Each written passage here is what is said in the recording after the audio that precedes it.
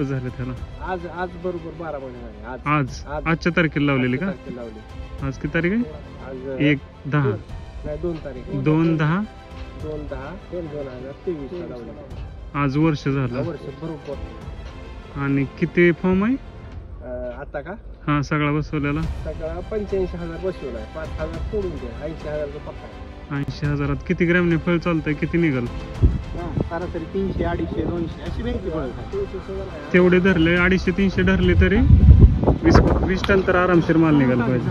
25 ton भरायचा माल द्या होतं सर. बरोबर. सरासरी 250 किती होईल? 250 × 84,000 करा. 80,000 करा. 80 करा ना.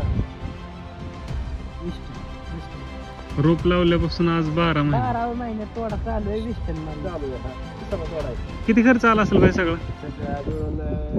पावणे 3 लाखाकडे केला सगळा फॉर्म, स्टेजिंग, रोप, सगळं खत वगैरे. 65 गुंठ्यात 2.5-3 लाख खर्च. माल निघल 12 महिन्यात 22-25 टनापर्यंत. आणि 20 जाणार पण 20 सरासरी दर सरासरी चालू झालं तर किती नाही आपला? 50 धरायचं. जास्त नाही असं करायचं. नाही तर पहिले बसलं ह्यांना म्हणतो किती नाही एवढे वेळ.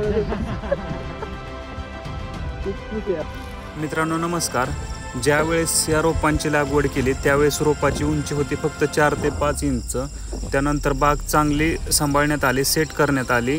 6 महिन्यामध्ये बाग छाटणी करून पकडण्यात आली. त्यानंतर सेटिंग झाली. त्यानंतर मित्रांनो 1500 झाडांमध्ये 84,000 फॉर्म बसलेला आहे. त्यामध्ये सुरुवातीला बरोबर 1 वर्षामध्ये आपल्याला कमीत कमी 20 टन उत्पन्न अपेक्षित आहे.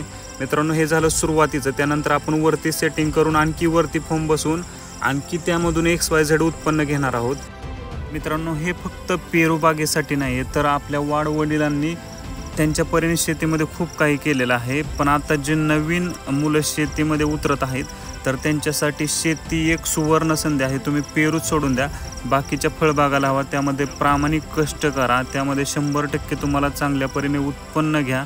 यामध्ये तुमच्या कष्टाचं सोनं होणारच.